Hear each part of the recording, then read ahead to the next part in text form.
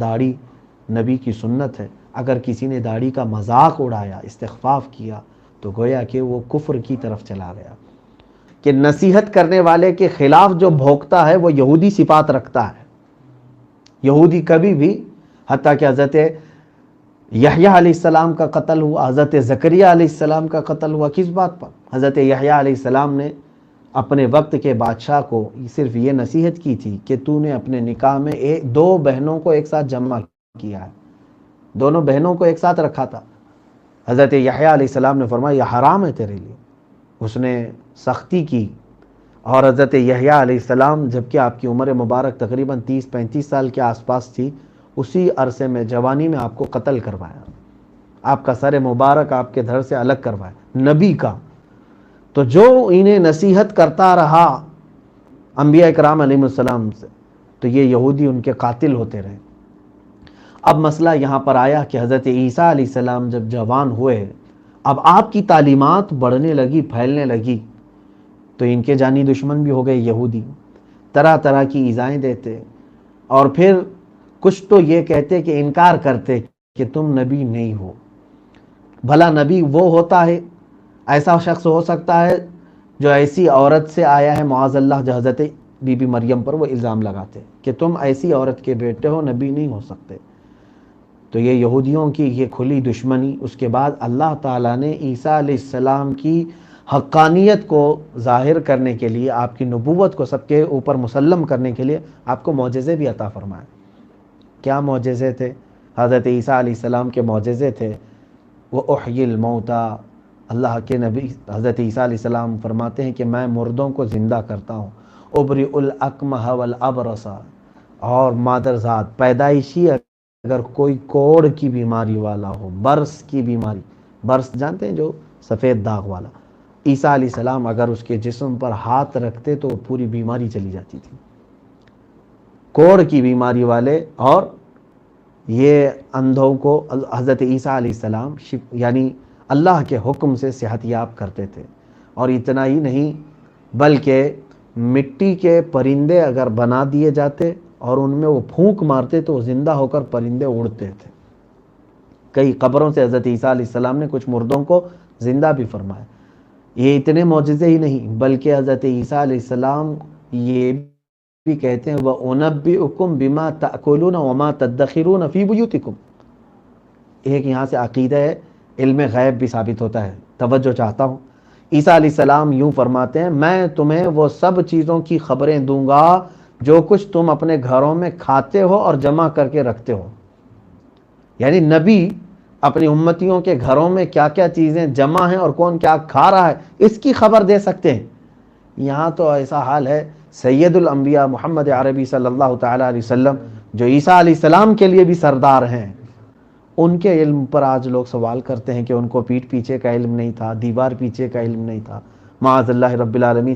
جبکہ قرآن کہہ رہا ہے، عیسیٰ علیہ السلام خود یہ فرما رہے ہیں میں تمہارے گھروں میں موجود جو جمع کی ہوئی چیزیں ہیں اور جو تم کھاتے ہو وہ سب کی میں خبریں دیتا ہوں۔ یہ تمام معجزات سب اللہ تعالیٰ نے عطا کی ہیں، لیکن عقل کا جو اندھا ہوتا ہے اسے بڑے سے بڑے روشن معجزات بھی کچھ نہیں کرتے۔ ان ظالموں نے، یہودیوں نے حضرت عیسیٰ علیہ السلام کو قتل کرنے کا منصوبہ بنایا۔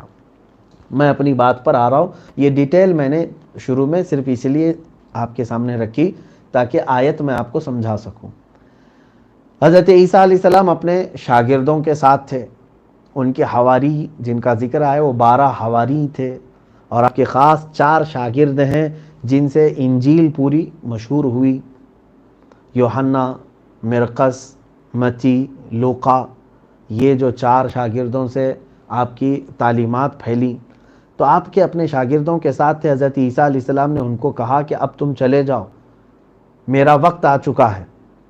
اب ظاہر سی بات ہے اللہ تعالیٰ نے حضرت عیسیٰ علیہ السلام کو ساری چیزیں وحی سے بتا دی ہوں، تو سارے لوگ چلے گئے، اور یہودی اپنی پوری ٹیم لے کر، اپنی جماعت لے کر عیسیٰ علیہ السلام کے گھر کا احاطہ کیا، محاصرہ کیا، قتل کرنے کا ان کو ارادہ تھا۔ باہر جمع ہوئے، عیسیٰ علیہ السلام کے گھر میں جانے سے پہلے انہوں نے ایک شخص کو اندر بھیجا جس کا نام یہودا بتایا جاتا ہے کہ جاؤ عیسیٰ کیا کر رہے ہیں دیکھ آؤ، اس کے بعد ہم ان کو پکڑیں گے اور سولی پر چڑھا دیں گے۔ عیسیٰ کو آج پھانسی دینے کا وقت ہے، معاذ اللہ رب العالمین۔ جیسے یہ ہر نبی کے قتل کے مرتکب تھے، اب عیسیٰ علیہ السلام کے بھی قتل کا انہوں نے پورا منصوبہ بنا لیا۔ وہ شخص اندر آیا یہودا، لیکن اللہ رب العزت نے اب کیا فرمایا، یہاں تک کی باتیں یہودیوں کو بھی معلوم ہیں، عیسائیوں کو بھی معلوم ہے۔ کہاں تک کی باتیں؟ یہودا اندر حضرت عیسیٰ علیہ السلام کو دیکھنے کے لیے گیا، یہودی آئے تھے قتل کرنے کے لیے، یہاں تک کی بات۔ اس کے بعد کی جتنی باتیں ہیں سب ان کے درمیان شک و شبہ ہے، یہودی الگ بات کرتے ہیں، عیسائی الگ بات کرتے ہیں۔ میرا رب میرے آقا صلی اللہ علیہ وسلم پر قرآن کی آیت اتار کر اس کے بعد کے معاملات ہمیں واضح بیان فرمائے، وہی آیت ہم نے آج تلاوت کی۔ کیا ہے؟ اب ہوا یہ کہ حضرت عیسیٰ علیہ السلام کو فوراً اللہ تبارک و تعالیٰ نے آسمانوں پر اٹھا لیا۔ اللہ فرماتا بر رفعہ اللہ الیہ، اللہ نے ان کو اٹھا لیا اور حضرت عیسیٰ علیہ السلام کی شکل اس یہودا کو دے دیا۔ وہ جو اندر گھر میں آیا تھا اس کو حضرت عیسیٰ علیہ السلام کی جیسی شکل عطا کی۔ اب یہ شخص اندر گیا، تھوڑی دیر کے بعد یہودیوں نے دیکھا تاخیر ہو گئی، یہ اندر جو گیا آتا نہیں ہے۔ کافی دیر کے بعد سارے اندر داخل ہو گئے۔ اب اس یہودا کو انہوں نے پکڑ لیا، عیسیٰ علیہ السلام سمجھ کر کے گرفتار کر کے باہر لائے، اور سولی تیار تھی پھانسی کے اس پر حضرت عیسیٰ سمجھ کر کے اس یہودا کو انہوں نے چڑھا دیا، سولی پر چڑھا دیا، اور وہیں پر اس کا قتل ہوا۔ کیونکہ وہ انتقام کے جوش میں تھے، حسد اور عناد کے اور بغض کی آگ میں جل رہے تھے، انہوں نے فوراً اس کو سولی پر چڑھا دیا۔ کس کو چڑھایا انہوں نے؟ عیسیٰ علیہ السلام کو یا یہودا کو؟ یہودا کو۔ یہ ہمارا عقیدہ ہے جو قرآن کہہ رہا ہے۔ انہوں نے چڑھا تو دیا، اس کے بعد اب ان کو یہ بات سمجھ میں نہیں آئی، ہمارا آدمی کہاں گیا؟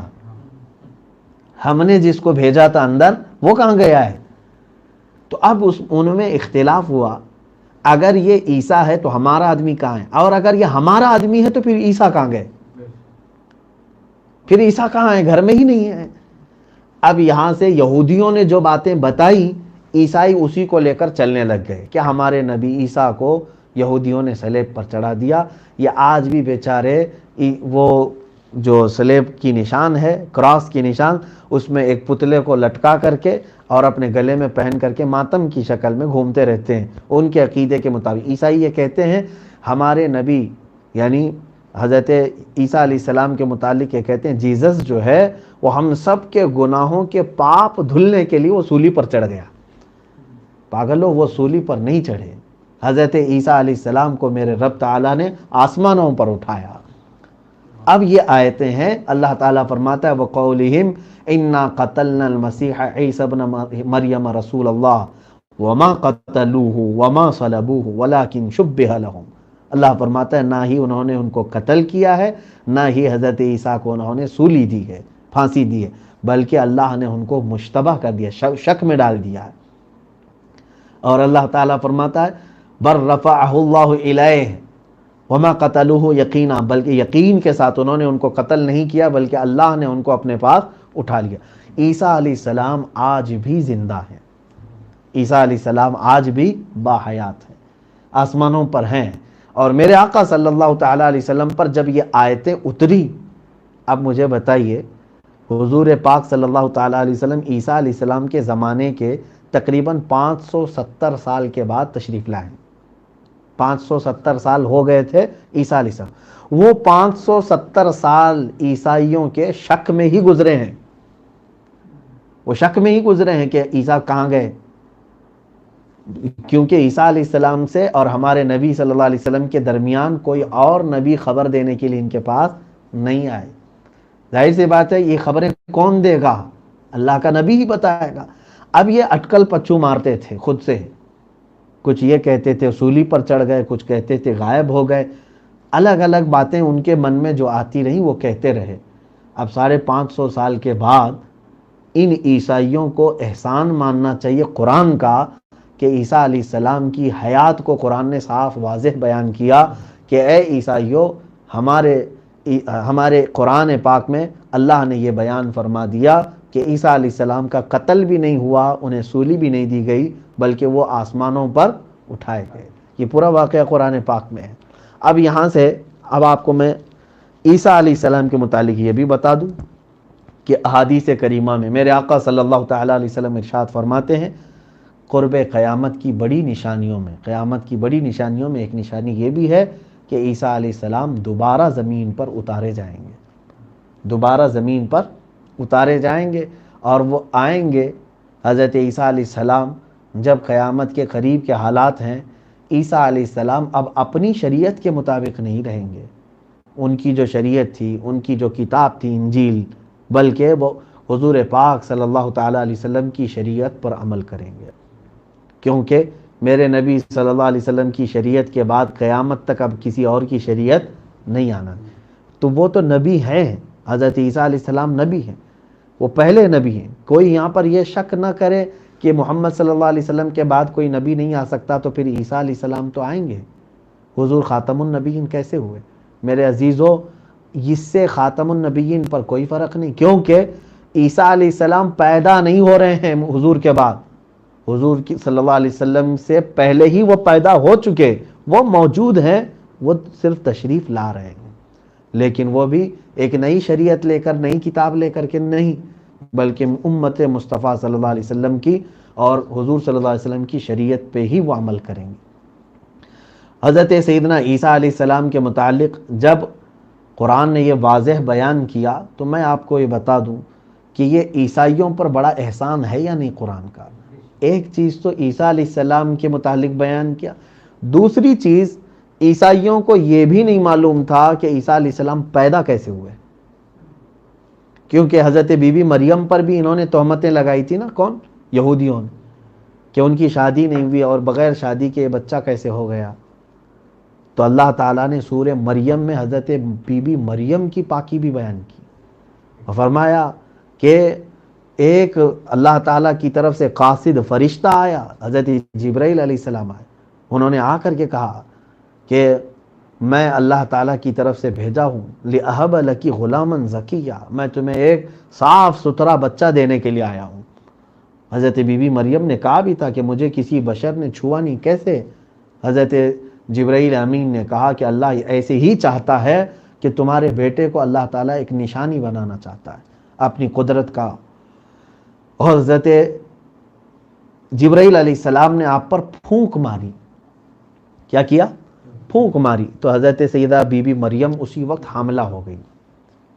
حضرت سیدہ مریم کا جو حمل تھا وہ 9 مہینے کا حمل نہیں رہا، اور فوراً حاملہ ہوئی، اور اس کے بعد حضرت سیدہ بی بی مریم کو ولادت کے لیے ان کے آبادی سے باہر جانے کا حکم ہوا، جہاں آج بیت الحم ہے، بیت المقدس کے قریب، وہ وہاں کھجوروں کے درختوں کے بیچ گئیں، وہاں حضرت عیسیٰ علیہ السلام کی ولادت ہوئی۔ یہ سورہ مریم میں تفصیل سے ہے۔ اب اس کے بعد حضرت بی بی مریم بھی گھبرا گئیں کہ مجھے بیٹا ہوا ہے، میں یہ لے کر کے قوم کے پاس جاؤں گی تو قوم مجھے تانے مارے گی، کیا کروں؟ اللہ نے ان کے دل پر یہ بات القاء فرمائی، کہا کہ تو اشارے سے کہنا کہ آج میں چپ رہنے کا روزہ رکھی ہوں۔ ان کی شریعتوں میں ہوتا ہوگا پہلے، خاموش رہنے کا روزہ رکھی ہوں، بات نہیں کروں گی، تم میرے بچے سے سوال کرو جو کچھ بھی پوچھنا ہے۔ تو قوم کے پاس جب وہ لے کر کے آئی حضرت عیسیٰ علیہ السلام کو، قوم نے ظاہر سی بات ہے تانے مارے، یہ کہاں سے لے آئی، کیسے ہو گیا تجھے بچہ، تو بہت پاکیزہ خاتون ہے، بہت ستھری عورت ہے، کیونکہ وہ مکمل بیت المقدس میں رہی ہیں ان کی پیدائش سے لے کر کے۔ تو حضرت عیسیٰ علیہ السلام گود میں بول پڑے تھے کہ میں اللہ کا نبی ہوں اور مجھے اللہ نے کتاب دیا ہے، میں اپنے والدہ کا فرمان بردار بن کر کے آیا ہوں۔ تو اب یہاں تک بات سمجھ میں آئی۔ حضرت سیدہ بی بی مریم کی بھی پاکیزگی کس نے بیان کی؟ قرآن عظیم میں۔ میں سمجھتا ہوں عیسیٰ علیہ السلام اور سیدہ بی بی مریم کی کما حقہ، جیسا ان کا حق ہے تعریف کا، کسی نے اگر بیان کیا ہے تو قرآن عظیم نے بیان کیا ہے۔ عیسائیوں کو چاہیے کہ قرآن پڑھیں اور قرآن کا احسان سمجھیں آج، ورنہ یہودی تو آج بھی گالیاں دیتے تھے، تانے مارتے تھے۔ اب یہاں پر چل کر کے میں آپ کو بتا دوں، یہ اتنا جو مسئلہ ہے، عیسائی اس میں گمراہ ہو گئے، بہک گئے۔ اکثر کیا ہوتا ہے میں آپ کو بتاؤں، کسی بھی بہت بڑی چیز کو دیکھ لیتے ہیں تو قوم کیا ہے، خدا بنا دیتی ہے۔ اسی لیے میرے آقا صلی اللہ تعالیٰ علیہ وسلم کو اللہ نے حکم فرمایا قرآن پاک میں کہ آپ فرما دیں اے نبی کہ میں تمہاری طرح سے بشر ہوں۔ کیوں فرمایا حضور صلی اللہ علیہ وسلم؟ کیونکہ حضور کے معجزے تو اتنے بڑے بڑے ہیں، سورج کو پلٹا دینا، چاند کو ٹکڑے کر دینا، کہیں ایسا نہ ہو کہ لوگ اب حضور کو بھی خدا کہنے لگ جائیں۔ عیسائیوں کے ساتھ یہی تو ہوا، انہوں نے دیکھا کہ حضرت عیسیٰ بغیر باپ کے دنیا میں آئے تو انہوں نے کہا یہ سن آف گاڈ ہے، یہ خدا کا بیٹا ہے۔ حضرت بی بی مریم کو کسی نے چھوا ہی نہیں پوری زندگی بھر، اس کے باوجود وہ حاملہ ہوئیں تو ان کا ایک دوسرا خدا ان کو بنا لیا انہوں نے۔ کس کو؟ حضرت بی بی مریم کو۔ تیسرا اللہ رب العزت کو، جو تین خدا ماننے لگے، انہی میں ایک عقیدہ یہ بھی ہے کہ حضرت جبرائیل علیہ السلام کو، روح القدس حضرت جبرائیل علیہ السلام اور حضرت عیسیٰ علیہ السلام اور خدا کو، جو ٹرینیٹی ہے، تثلیث کا عقیدہ ہے، تین خدا کے ماننے کا عقیدہ، یہ عیسائیوں نے گڑھ لیا۔ اب وہ کہتے ہیں کہ اللہ جبرائیل کی شکل میں آیا اور جبرائیل پھر عیسیٰ کی شکل میں نیچے دنیا میں آئے، تو یہ سب خدا ہی ہے، معاذ اللہ رب العالمین۔ یہ عقیدے گڑھ کر کے یہ کیا ہو گئے؟ مشرک ہو گئے۔ وہ بھی آج آیت ہم نے تلاوت کی، لَقَدْ كَفَرَ الَّذِينَ قَالُوا إِنَّ اللَّهَ ثَالِثُ ثَلَاثَةٍ وَمَا مِنْ إِلَٰهٍ إِلَّا إِلَٰهٌ وَاحِدٌ۔ اللہ فرماتا وہ لوگ کافر ہو گئے جنہوں نے یہ کہا اللہ تین میں سے ایک ہے، تین میں سے ایک ہے، یعنی تین خدا ہیں، ان میں سے ایک اللہ ہے، معاذ اللہ رب العالمین۔ رب تعالیٰ فرماتا وَمَا مِنْ إِلَٰهٍ إِلَّا إِلَٰهٌ وَاحِدٌ، کوئی خدا ہے ہی نہیں سوائے ایک خدا کے۔ اسی لیے ہمارا کلمہ کیا ہے؟ لا الہ الا اللہ، کوئی خدا نہیں ہے سوائے اللہ کے۔ وحدانیت الحمدللہ اسلام میں ہی ہے کہ ہم ایک خدا کے علاوہ کسی دوسرے خدا کا تصور بھی نہیں کرتے، حتیٰ کہ محمد صلی اللہ تعالیٰ علیہ وسلم کو بھی ہم خدا نہیں مانتے، نہ ہی ان کے اندر خدا آ سکتا ہے، معاذ اللہ رب العالمین۔ نہ ہی حضور صلی اللہ علیہ وسلم کبھی مقامات بلند ہو کر کے خدا بن سکتے ہیں، کبھی نہیں۔ یہ ہمیشہ سے سمجھ کر کے چلیں۔ کچھ لوگ عیسائیوں کی طرح پاگل ہو گئے ہمارے بھی زمانے میں، وہ اپنے آپ کو صوفی کہتے ہیں، کلندر کہتے ہیں، بلکہ وہ نہ صوفی ہیں نہ کلندر ہیں، بلکہ وہ تو صرف ایک ڈبہ ہے، کچھ بھی نہیں۔ وہ جہالت کا پلندہ ہے، کیونکہ کچھ لوگوں نے یہ عقیدہ گڑھنا شروع کیا کہ ہمارے پیر میں اللہ اتر جاتا ہے، معاذ اللہ رب العالمین۔ کچھ لوگوں نے یہ کہا کہ ہم نے فلاں جگہ بکرے میں اللہ کو دیکھ لیا، بھیجے میں اللہ کو دیکھ لیا۔ تم نے اللہ تعالیٰ کو جگہ جگہ اس طرح سے حلول مانا تو کفر کا عقیدہ ہے یہ۔ یہی تو عقیدہ عیسائیوں نے رکھا کہ اللہ جبرائیل کی شکل میں دنیا میں اترا۔ بعض کہتے ہیں، یہ اپنے آپ کو صوفی کہتے ہیں، وہ ان کو صوفی نہ کہیں کبھی بھی، کیونکہ صوفیہ کرام کے نام پر وہ بہت بڑا دھبا ہے۔ صوفیہ کرام جو ہیں وہ الحمدللہ وہ حق کی تعلیم کے لیے آتے ہیں۔ صحیح معنوں میں اگر صوفی ہیں تو سرکار سیدنا غریب نواز رضی اللہ تعالیٰ، حضرت سیدنا خواجہ قطب الدین بختیار کاکی ہیں، خواجہ بندہ نواز رحمۃ اللہ علیہ، یہ تمام حقیقی صوفیاں ہیں، ان کے عقیدے کو آپ پڑھیں۔ لیکن کچھ لوگ جو ڈھکوسلا ہیں اور لوگوں کو بہکانے کے لیے ایسی ہتھ کنڈے اپناتے ہیں، ان کا کہنا یہ ہے کہ مدینے میں خدا محمد بن کر اتر گیا تھا، معاذ اللہ۔ اور شیعوں کا بھی ایسی عقیدہ ہے کہ حقیقت کی آنکھ اگر تمہارے پاس ہے تو دیکھو جو خدا ہے تم سب کو پیدا کیا ہوا وہ دنیا میں علی بن کر کے اترا، معاذ اللہ رب العالمین۔ یہ سب ایسے عقیدے ہیں میرے عزیزو، عیسائی بھی ایسے ہی عقیدے رکھ کر کافر ہو گئے، مشرک ہو گئے۔ آپ ان تمام چیزوں سے ہمیشہ بچتے رہیں۔ اللہ رب العزت کسی میں بھی حلول نہیں کر سکتا۔ اللہ تبارک و تعالی حتیٰ کہ قرآن میں یہ فرمایا لا تدرکہ الابصار، دنیا میں کوئی آنکھ ایسی ہے ہی نہیں جو خدا کو سما سکے، خدا کو دیکھ سکے۔ اللہ تبارک و تعالی کسی میں حلول نہیں فرماتا۔ یہ عقیدے کے بعد میں عیسائیوں اور یہودیوں کے متعلق اور تفصیلات میں نہیں جا رہا ہوں، بس اتنی بات کہوں گا کہ قرآن نے ہمیں واضح ایک عقیدہ دیا، اللہ تبارک و تعالیٰ کے جتنے نبی ہیں ان سب کا احترام ضروری ہے، ان سب کا احترام ضروری ہے۔ ادنا سی بھی گستاخی کیا اگر کسی نبی کی تو وہ اسلام سے خارج ہو گیا۔ حتیٰ کہ نبیوں کی جو سنتیں ہیں ان کو بھی حقارت سے نہیں دیکھ سکتے آپ۔ مثال کے طور پر داڑھی نبی کی سنت ہے، اگر کسی نے داڑھی کا مذاق اڑایا، استخفاف کیا تو گویا کہ وہ کفر کی طرف چلا گیا۔ حضور صلی اللہ علیہ وسلم نے فرمایا کوئی نبی ایسے نہیں ہے جنہوں نے بکریاں نہ چرائی ہوں۔ اگر کسی نے بکری چرانے کو یہ سوچ کر کے کہ یہ نبیوں کا کام تھا اس کو ہلکا سمجھا اور اس کی گستاخی کی تو گویا کہ اس نے کفر کیا ہے۔ نبیوں سے ریلیٹڈ چیز کا بھی ہم یعنی استخفاف نہیں کر سکتے، ان کی توہین نہیں کر سکتے۔ یہ تھی قرآن عظیم کے سورہ نساء کی آخری آیتیں تھیں جس میں کھل کر کے اللہ تبارک و تعالیٰ نے حضرت عیسیٰ علیہ السلام کے متعلق کیا عقیدہ ہے وہ بیان فرمایا۔ ایک اور بات میں عرض کرتا ہوں، حضرت آدم علیہ الصلاۃ والتسلیم کے متعلق بھی کچھ آیتیں ہم نے تلاوت کی کہ دنیا میں جب آپ تشریف لائے تو جو معاملات ہوئے وہ تفصیل طلب ہیں۔ آدم علیہ السلام جب دنیا میں تشریف لائے تو جب آپ حضرت بی بی حوا سے آپ کی ملاقات ہوئی، کافی 10 سال دونوں جدا رہے، الگ رہے، کیونکہ جنت سے اتارے جانے کے بعد حضرت آدم علیہ السلام کو سرندی پہاڑ پر اتارا گیا تھا جو آج سری لنکا میں، حضرت بی بی حوا کو جدہ میں اتارا گیا تھا، اور روایات یہ بتاتی ہیں تقریباً 300 سال کے آس پاس آپ دونوں الگ رہے۔ حضرت آدم علیہ السلام صرف روتے تھے، وہ ہمیشہ اللہ رب العزت کی بارگاہ میں توبہ کرتے رہتے تھے، پھر آپ کی توبہ قبول ہوئی۔ واقعہ تو آپ کو معلوم ہوگا، جنت میں آپ نے ایک پھل کھا لیا جس کی وجہ سے اتارے گئے۔ اب دونوں کی ملاقات کے بعد اب بچوں کا جو سلسلہ شروع ہوا، یعنی آدم علیہ السلام کے گھر میں جو اولاد ہوتی تھی وہ ایسے کہ روزانہ ایک بیٹا اور ایک بیٹی روز حاملہ ہوتی تھی حضرت بی بی حوا، اور بچے ہوتے تھے۔ اب یوں سمجھ کر کے چلیں کہ اللہ رب العزت جسے جیسا چاہے ویسے اولاد عطا کرے۔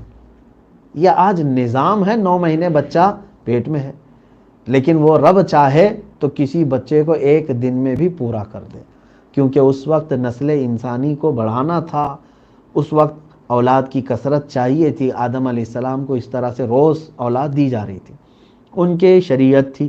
آدم علیہ السلام پہلے انسان ہونے کے ساتھ ساتھ سب سے پہلے نبی بھی ہیں، پہلے رسول بھی ہیں، ان کی بھی اپنی شریعت تھی جو لے کر کے آئے وہ اللہ کی طرف سے۔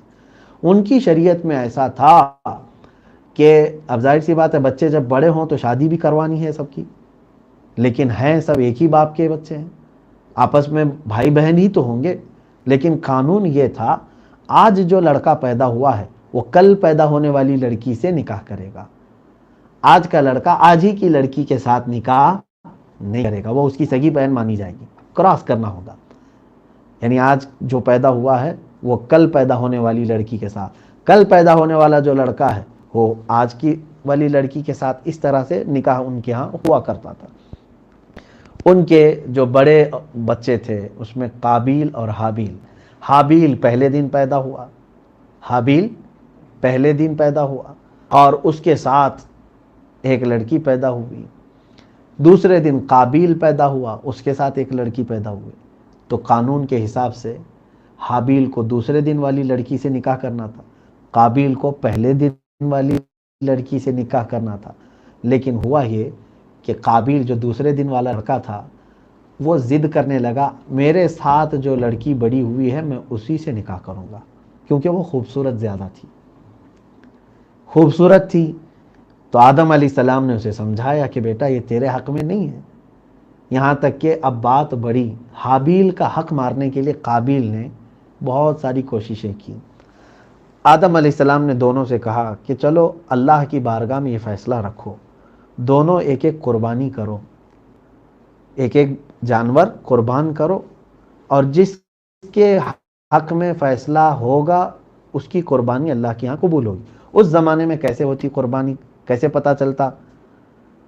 ایسا ہوتا کہ ایک جانور ذبح کر کے وہ اونچی جگہ پر رکھتے تھے، کوئی اونچا ٹیلا ہو، پہاڑ ہو، تو جو حق پر ہے آسمان سے ایک آگ جیسی اترتی تھی اور اس کی قربانی کو اٹھا کر چلی جاتی تھی، غائب ہو جاتی تھی وہ قربانی، اور جس کی قربانی قبول نہیں ہے وہ جانور ویسا ہی رہ جاتا تھا۔ دونوں نے قربانی کی، تو جب یہ دونوں جانور قربان کر کے رکھے گئے تو جس کے حق میں فیصلہ آنا تھا وہ اللہ تعالیٰ کی شریعت ہے، وہ حابیل کے حق میں قربانی قبول ہو گئی، آگ آئی آسمان سے اور وہ جانور غائب ہو گئے، اور قابیل اس کی قربانی ویسی رہ گئی۔ اب وہ اور حسد میں پڑ گیا۔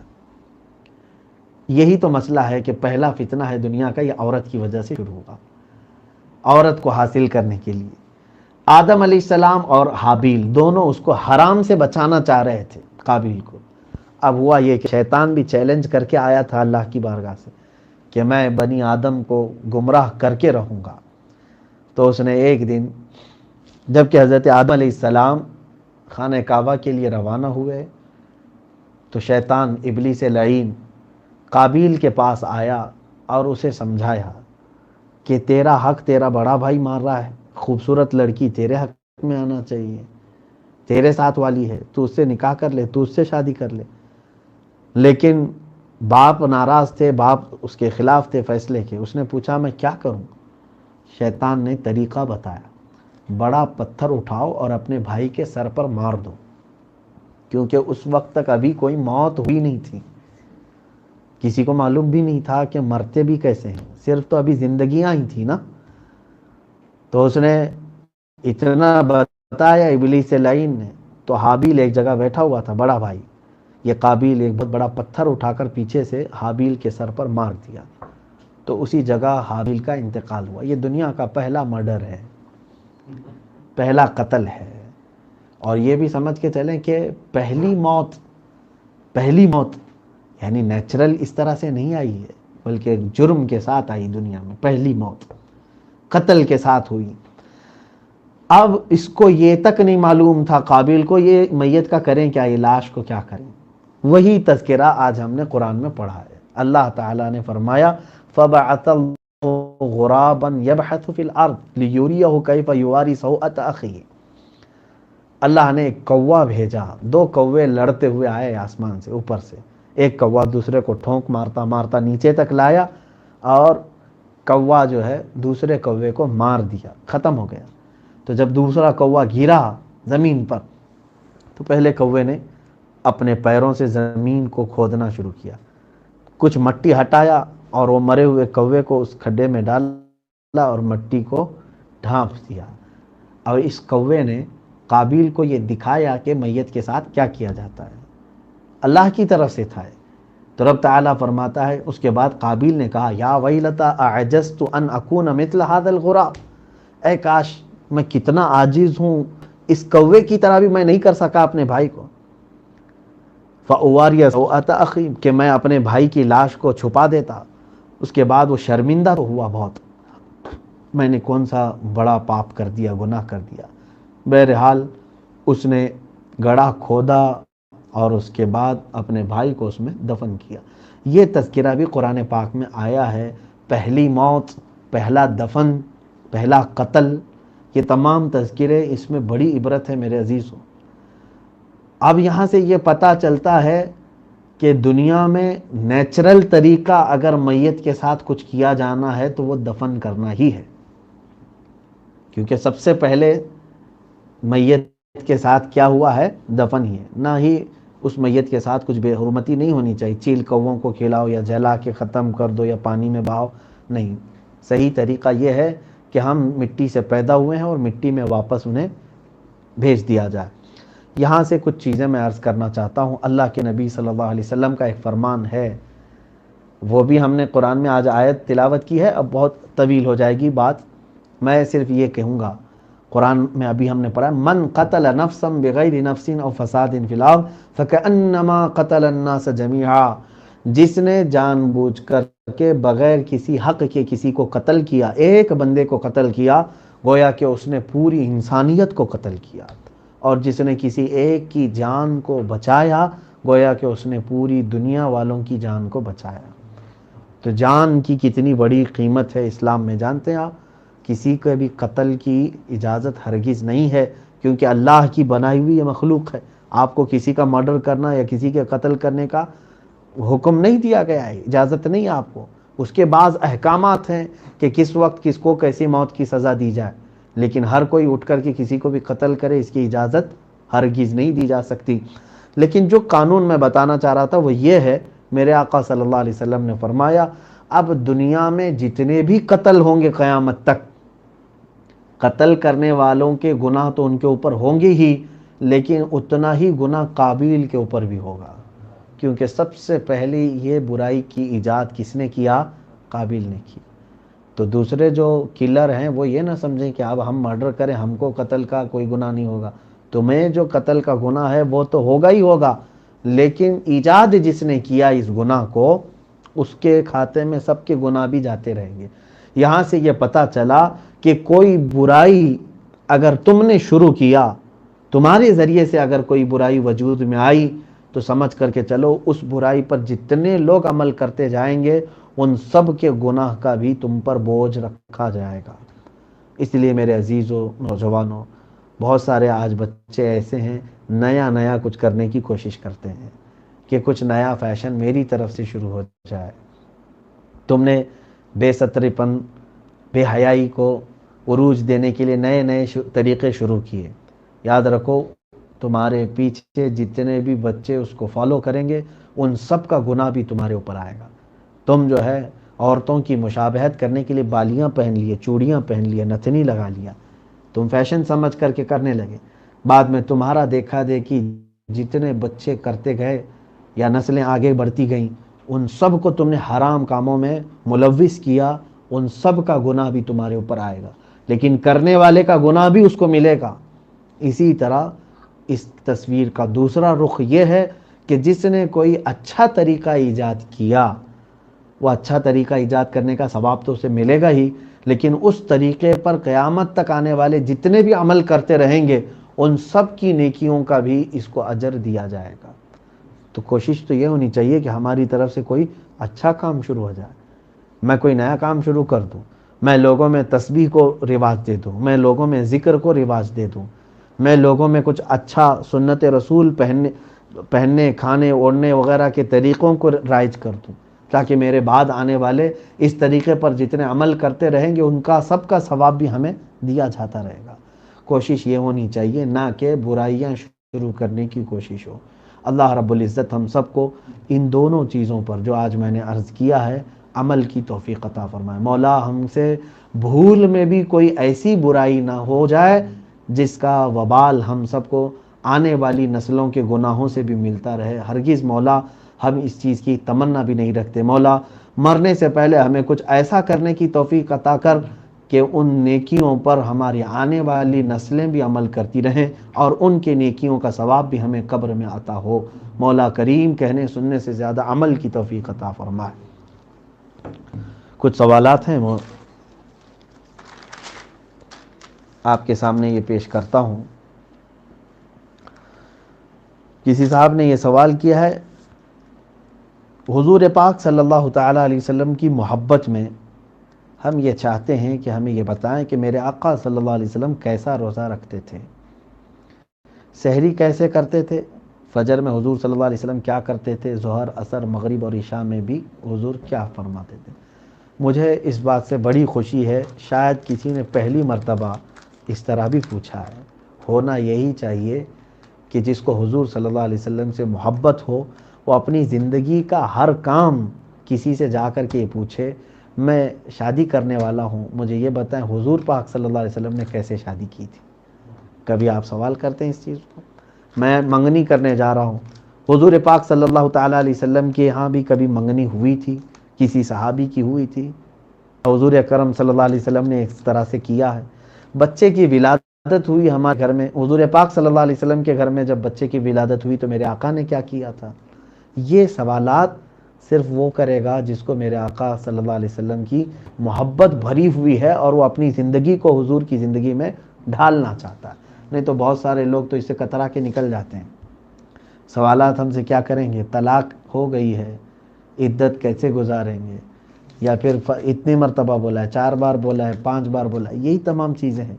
خیر یہ سوال ہے، اس کا جواب تفصیل طلب ہے، پورا ایک ٹاپک ہے۔ ظاہر سی بات ہے آپ نے سوال کیا حضور صلی اللہ علیہ وسلم کے روزے کے متعلق، مختصر میں عرض کروں گا، پھر کسی پوری تقریر اس پر انشاءاللہ عرض کرتا ہوں۔ اللہ کے حبیب صلی اللہ تعالیٰ علیہ وسلم جیسے ہی رمضان آتا، ماں عائشہ صدیقہ رضی اللہ تعالیٰ عنہ فرماتی ہیں کہ جس طرح حضور اکرم صلی اللہ علیہ وسلم رمضان کا اہتمام کرتے تھے باقی سال بھر میں کسی اور مہینے کا اتنا اہتمام نہیں فرماتے تھے۔ کبھی تو ایسا ہوتا کہ آپ مسجد میں پہلے چلے جاتے تو پورا رمضان اعتکاف میں گزار دیتے تھے، پورا رمضان چلے جاتے۔ یہ حضور اکرم صلی اللہ علیہ وسلم کی بعد کی زندگی سے یہ بھی ثابت ہے کہ آخر کے 10 دن بھی آپ نے اعتکاف فرمائے، لیکن بسا اوقات زندگی میں پورا رمضان بھی مسجد میں ہی آپ نے گزارا۔ سحری کیا کرتے تھے حضور اکرم صلی اللہ علیہ وسلم کی سحری اور افطاری دونوں کے متعلق جو ہمیں روایت ملتی ہے، فقط ایک پیالہ دودھ حضور کے پاس آیا ہے، باقی تفصیلات میں نے نہیں پڑھا، لیکن یہ ہے کہ اللہ کے حبیب صلی اللہ تعالیٰ علیہ وسلم نے روزہ بھی رکھا تو قناعت کے ساتھ، ایسے کہ آپ کے دسترخوان پر اتنی چیزیں نہیں تھیں جو آج ہمارے دسترخوانوں پر ہیں۔ میں یہ نہیں کہتا کہ آپ روزہ کھولنے میں، سحری کرنے میں طرح طرح کی نعمتیں نہ کھائیں، نہیں کھا سکتے ہیں، اللہ نے آپ کو دیا ہے، آپ کھائیں اور اللہ کا شکر بجا لائیں۔ لیکن میرے آقا صلی اللہ تعالیٰ علیہ وسلم نے جو سادگی اور قناعت فرمائی وہ اس لیے کہ حضور کی امت کے غریب حضور کو دیکھ کر تسلی کریں۔ ہم غریبوں کے آقا پہ بے حد درود۔ حضور نے غریبوں کے لیے اپنی زندگی کو سادگی میں عطا فرمایا۔ ایک روایت یہ ملتی ہے، اللہ کے حبیب صلی اللہ تعالیٰ علیہ وسلم ہر افطاری سے پہلے صحابہ کرام کے ساتھ بیٹھتے تھے، جو اصحاب صفہ، جو غریب صحابہ 70 صحابہ، ان کے ساتھ بیٹھتے تھے افطاری میں۔ اور رسول پاک صلی اللہ تعالیٰ علیہ وسلم کے متعلق ماں عائشہ صدیقہ فرماتی ہیں، ایک بار افطاری سے پہلے حضور صلی اللہ علیہ وسلم کا معمول تھا کہ عائشہ کوئی باقی تو نہیں دسترخوان پر آنے سے پہلے، مجھ سے پوچھتے تھے۔ مجھے ایک بار حضور صلی اللہ علیہ وسلم نے پوچھا تو میں نے دیکھا تو کھڑکی سے مجھے نظر آیا جنت البقیع کی طرف غرقد کا درخت تھا، اس درخت کے نیچے کوئی مسافر بیٹھا ہوا ہے۔ میں نے عرض کیا یا رسول اللہ صلی اللہ علیہ وسلم کوئی مسافر نظر آتا ہے۔ افطاری کو تھوڑا سا وقت باقی رہ گیا تھا، اللہ کے حبیب صلی اللہ تعالیٰ علیہ وسلم کے پاس کچھ کھجوریں تھیں اور دودھ کا پیالہ تھا۔ رسول کریم صلی اللہ علیہ وسلم خود اٹھ کر کے جنت البقیع تک گئے، وہاں جا کر کے دیکھا تو ایک مسافر تھا، اس کے چہرے پر سفر کے آثار تھے، گرد و غبار اٹی ہوئی تھی۔ آپ نے اسے اٹھایا اور کہا کہ چلو ہمارے دسترخوان پر۔ وہ شخص حضور صلی اللہ علیہ وسلم کے ساتھ آیا، دسترخوان پر بیٹھا، افطاری کا اسی وقت یعنی وقت قریب ہو گیا اور آپ نے اپنا دودھ کا پیالہ اس آئے ہوئے مہمان کو پیش کر دیا۔ رسول کریم صلی اللہ علیہ وسلم نے صرف کھجور کی گھٹلی کو چوس کر کے افطار فرمایا، باقی سارے صحابہ اکرام کو بڑھا دیا گیا۔ اس شخص کے آنے کے بعد پتہ چلا کہ وہ حضور پاک صلی اللہ علیہ وسلم کو ہی ڈھونڈتا ہوا وہاں تک پہنچا تھا۔ اگر حضور کے روزے کی بات پوچھیں تو رسول کریم صلی اللہ علیہ وسلم کے روزے کی تفصیلات بہت ہیں کہ آپ دن بھر میں جو فرمایا کرتے تھے اور جتنا خیال حضور اکرم صلی اللہ علیہ وسلم غربا اور مساکین اور اپنی امت کے بے کسوں کا کیا کرتے تھے، کاش یہ عادت ہمارے اندر آئے اور دل کی نرمی آئے کہ ہم جو نعمتیں کھا رہے ہیں اللہ کرے کہ ہر گھر میں یہ نعمتیں پہنچ جائیں۔ سوال یہ بھی ہے، روزہ کن چیزوں سے ٹوٹتا ہے؟ کیا روزے کی حالت میں بلڈ ٹیسٹ کروا سکتے ہیں؟ روزہ جن چیزوں سے ٹوٹتا ہے آپ کو یہ معلوم ہوگا، مشہور و معروف چیزیں ہیں، کھانے سے، پینے سے روزہ، کسی بھی طرح کی کوئی بھی چیز آپ نے کھا لیا، پی لیا تو روزہ ٹوٹ جائے گا۔ اسی طرح سے جماع کیا، یعنی شادی شدہ مرد اپنی عورت سے ملاقات کیا، ہم بستری کیا تو اس کا روزہ ٹوٹ گیا، یا پھر شہوت سے اس نے اپنے جسم سے اخراج کیا منی کا تو پھر اس کا روزہ ٹوٹ گیا۔ اس کے علاوہ روزہ ٹوٹنے کی الگ کوئی چیزیں نہیں۔ بعض لوگوں نے یہ سمجھا کہ خون نکل جانے سے روزہ ٹوٹتا ہے، نہیں ٹوٹے گا۔ الٹی ہونے سے روزہ ٹوٹتا ہے، نہیں ٹوٹے گا۔ الٹی ہو جائے آپ کو اگر بے اختیار تو روزہ آپ کا نہیں گیا۔ ہاں اگر کسی نے انگلیاں ڈال کر کے پورے زبردستی قے کیا ہے تو اس کا روزہ گیا، منہ بھر اگر آ گئی تو اس کا روزہ جائے گا۔ خود سے اگر کچھ کیا، بے اختیار ایسی ہی کوئی چیز آئی تو اس سے روزہ نہیں ٹوٹے گا۔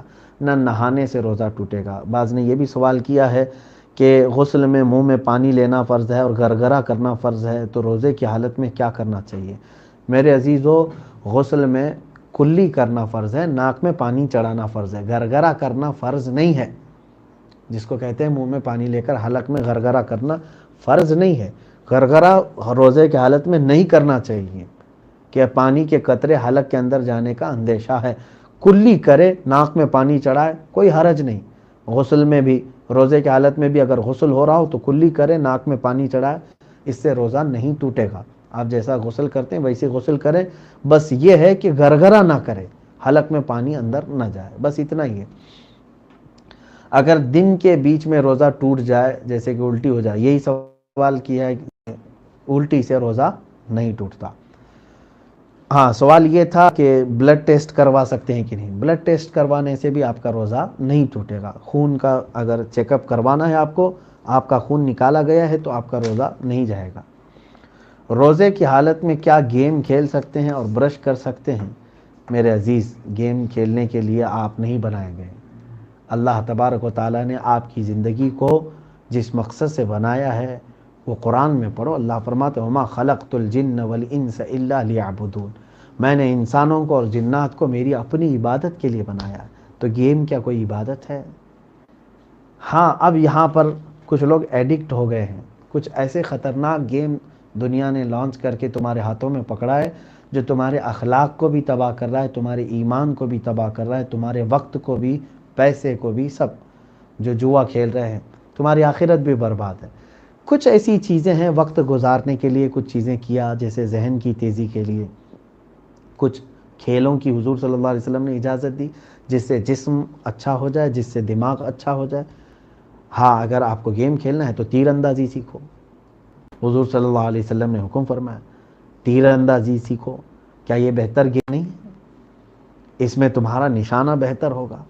اس کے علاوہ کشتی کے لیے حکم ہے کہ تم کشتی لڑو تاکہ تمہارے اندر طاقت اور تم ڈیفنس کر سکو، سیلف ڈیفنس کا طریقہ آ جائے.